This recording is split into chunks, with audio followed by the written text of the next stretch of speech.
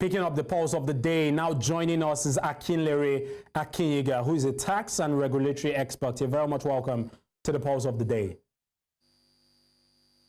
Thank you, Frank. Thank you for having me once again.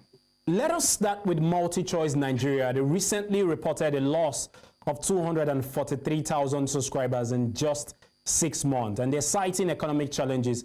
What does this signal about the sustainability of subscription-based business model in volatile markets like that of Nigeria? Absolutely, without doubt, the recent loss of 243,000 subscribers reflects the broader challenges that subscribers, that subscription-based business model faced in a volatile economy like Nigeria. This tends to highlight the external economic pressure, such as the currency devaluation, the inflation, and reduced consumer spending power that has significantly affect the business in Nigeria.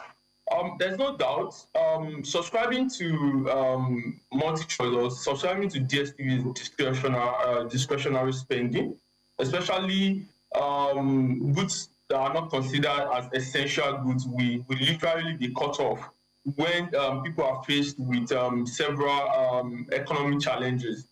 You know, so implication for subscription-based business models in Nigeria is that there's price sensitivity.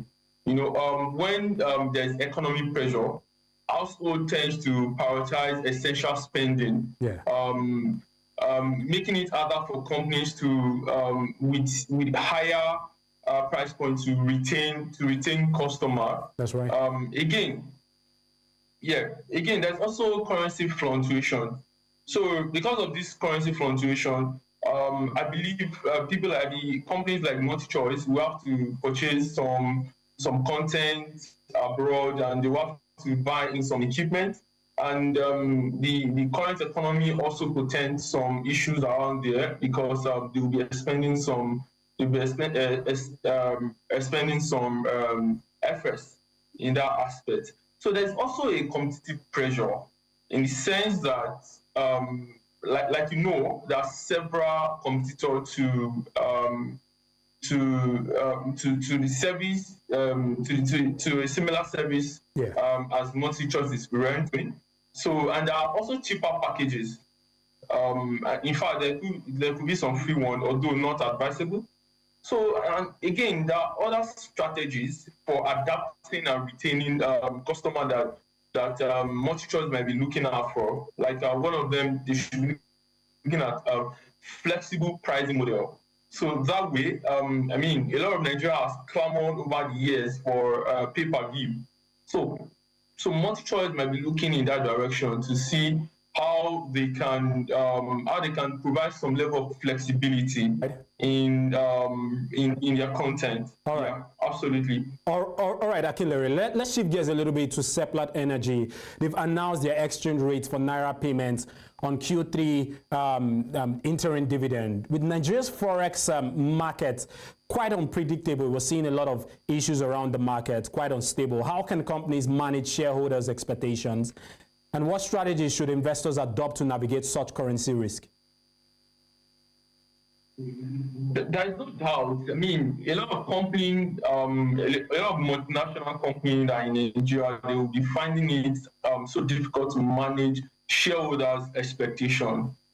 And that way, the shareholders may be finding it a bit difficult to now plan, especially using planning with their dividend, because of the currency risk, currency fluctuation risks that we face currently now. Yeah. So, and again, this will also affect investors' confidence.